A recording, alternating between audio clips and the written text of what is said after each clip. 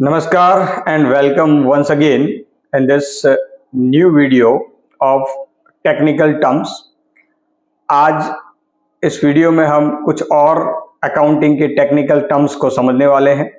तो बिना टाइम गवाए ऑलरेडी हम इस तरीके के वीडियो पहले बना चुके हैं, तो ऐसे वीडियोस को भी आप रिपीट करिएगा और इस वीडियो से कुछ और टेक्निकल टर्म्स हम देखने वाले हैं। तो शुरू करते हैं हमारी पहली टेक्निकल टर्म्स। ये चैप्टर है हमारा introduction, elements of accounting terminologies के बारे में हम बात कर रहे हैं। बहुत सारी टर्म्स हम ऑलरेडी देख चुके हैं और कुछ टर्म्स आज हम देखने वाले हैं। तो सबसे पहली आज की जो टर्म्स है वो है रिसिप्ट। रिसिप्ट का मतलब क्या होता है? Receipt that means what? It is neither our income nor our expenses, merely when a cash received by the business due to any transaction, so that is called a receipt. So receipt is known when money is received due to consequence of business transaction is known as receipt. तो receipt जरूरी नहीं है कि वो हमारा income हो, लेकिन वो पैसा हमें मिला है तो उसे हम रिसिप्ट के नाम से जानते हैं। इसी तरीके की दूसरी जो टर्म्स है वो है पेमेंट। पेमेंट का मतलब होता है कि जब आपने कुछ कैश पेमेंट किया है तो जरूरी नहीं कि वो एक्सपेंसेस हो। When money is paid due to consequence of business transaction is known as payments. That means money is goes out from the business. It may be expenses और it may not be expenses, merely a payment that is known as payment, यानी पैसा गया, पैसा आपने चुकाया, but that is considered as transaction, as affected the financial position and must be recorded in the books of accounts. तो receipt and payment merely एक पैसे का आना और पैसे के जाने को हम बोलते हैं। उससे आगे की टर्म्स है हमारी एक्सपेंसेस। अब एक्सपेंसेस जो है वो that is most important. Expenses जो है पेमेंट के बाद का जो एनालिसिस हमारा होता है कि पैसा गया लेकिन उसके बदले में हमें कुछ मिला, हमें कुछ सर्विसेज मिली, यानी वो पैसा आपका जो गया है उसके बदले में आपको कुछ बेनिफिट हुआ है, तो उसको हम एक्सपेंसेस बोलते हैं। जैसे सैलरी पेमेंट किया, रेंट पेमेंट किया, तो उसको हम एक्सपेंसेस के नाम से जानते हैं। उसी तरीके से इनकम भी होती है जिसको हम बाद में देखेंगे। तो expenses that means what? The amount spent and benefit of which is available to the respective accounting year, that is known as expenses। तो expenses को हम ईयर के पॉइंट ऑफ व्यू से भी देख सकते हैं और बेनिफिट के पॉइंट ऑफ व्यू से भी देख सकते हैं। आपने पैसा खर्च किया और आपको बेनिफिट मिला तो हमारा एक्सपेंसेस है, ठीक है। अगर वो एक्सपेंसेस किसी एक समय से रिलेटेड है तो भी हमारा एक्सपेंसेस है। एक्सपेंसेस को हम नॉर्मली 3 पार्ट में डिवाइड करते हैं: capital expenses, revenue expenses and deferred revenue expenses. तो कैपिटल एक्सपेंसेस वो होता है कि जिसमें हम पैसे खर्च करते हैं और कोई एसेट एक्वायर करते हैं, तो उसको कैपिटल एक्सपेंसेस बोलते हैं। नॉर्मली ऐसे एक्सपेंसेस को हम बैलेंस शीट में बताते हैं, प्रॉफिट एंड लॉस में नहीं ले जाते हैं। और ऐसे एक्सपेंसेस जो फ्रीक्वेंटली हर साल नहीं होते हैं, साल में कई बार नहीं होते हैं, ऐसे एक्सपेंसेस को कैपिटल एक्सपेंसेस बोलते हैं। जैसे purchase of land, purchase of machinery, purchase of furniture etcetera. Revenue expenses वो होता है कि जो हमारे बिजनेस में रोजमर्रा के ट्रांजैक्शंस के अंदर होते हैं और ऐसे ट्रांजैक्शंस जिससे हमारा प्रॉफिट या लॉस इफेक्ट करता है, और ऐसे एक्सपेंसेस को हम नॉर्मली साल के एंड में प्रॉफिट एंड लॉस में ट्रांसफर करते हैं। तो ऐसे एक्सपेंसेस को हम रेवेन्यू एक्सपेंसेस बोलते हैं। जैसे रेंट, डेप्रिसिएशन, जैसे सैलरी, ओके, इलेक्ट्रिसिटी बिल, ये सारे जो एक्सपेंसेस हैं वो रेवेन्यू एक्सपेंसेस। और तीसरा जो पार्ट है वो है डिफर्ड रेवेन्यू एक्सपेंसेस। ये स्पेशल प्रकार का एक्सपेंसेस होता है, ये कैपिटल नेचर की तरह ही होता है, लेकिन इसको धीरे धीरे ग्रेजुअली हम प्रॉफिट एंड लॉस में ट्रांसफर करते हैं। तो ऐसे एक्सपेंसेस को हम डिफर्ड रेवेन्यू एक्सपेंसेस या फिक्टिटियस एसेट्स के नाम से भी जानते हैं। That is like advertisement, campaign expenses, preliminary expenses, debenture discount, share discount, ये सारे डिफर्ड रेवेन्यू एक्सपेंसेस होते हैं। अब नेक्स्ट टर्म है हमारी इनकम या revenue.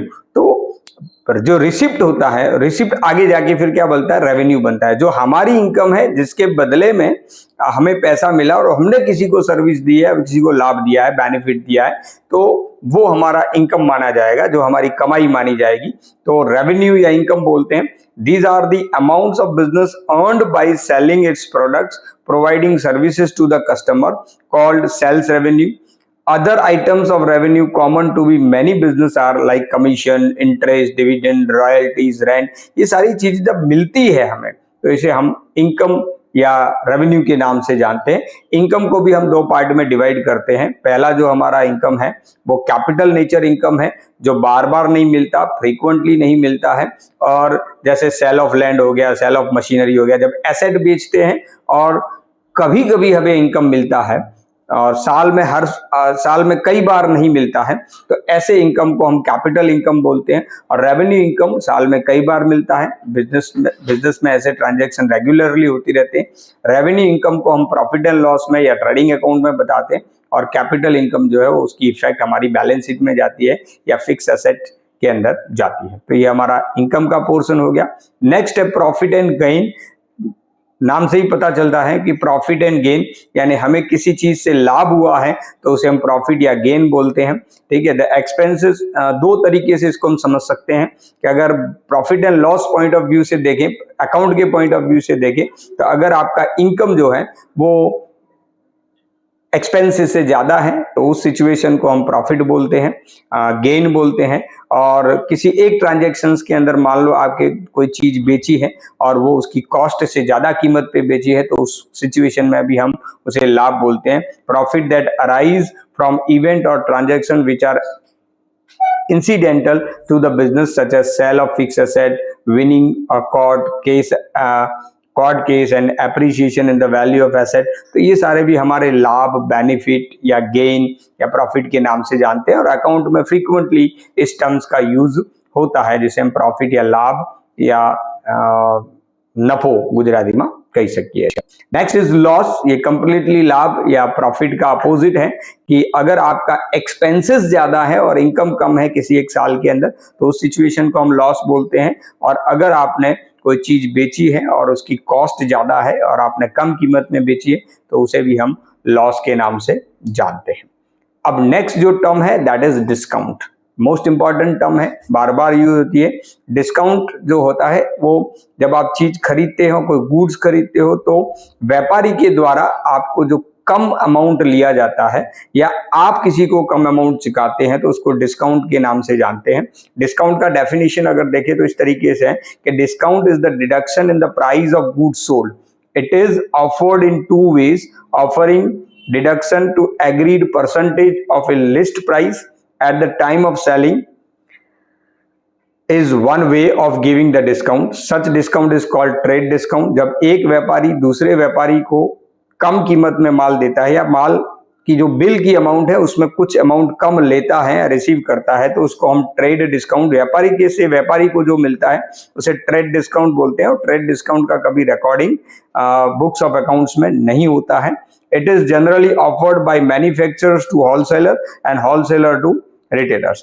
After selling the goods on credit basis, the debtors may given certain deduction in amount due in case if they pay the amount within the stipulated period or earlier, the deduction is given at the time of such payment. That is known as cash discount। यानी एक retailer के द्वारा अपने customer को जो discount दिया जाता है उसको हम कैश डिस्काउंट बोलते हैं। कैश डिस्काउंट अगर हमने किसी को अलाउड किया है so that will be consider as expenses for us, और अगर हमें डिस्काउंट मिला है so that will be consider as income for us. Cash discount का रिकॉर्डिंग बिजनेस के अंदर होता है, ट्रेड डिस्काउंट का रिकॉर्डिंग नहीं होता है।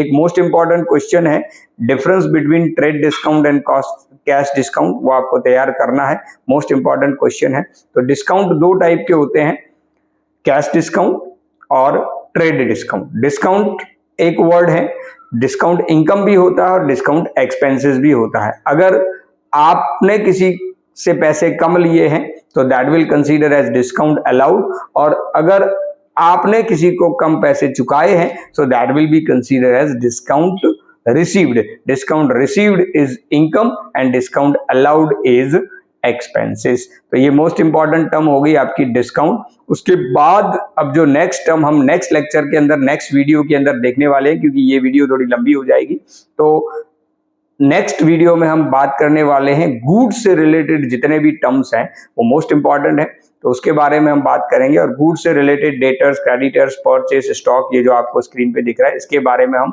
नेक्स्ट वीडियो में डिस्कशन करेंगे। आज का वीडियो इतना ही। अगर वीडियो पसंद आया हो तो लाइक का बटन दबा दीजिए, और चैनल पे अब तक नए हैं तो चैनल को सब्सक्राइब कर दीजिए। तो मिलते हैं नई वीडियो में बहुत ही जल्द। Thank you very much.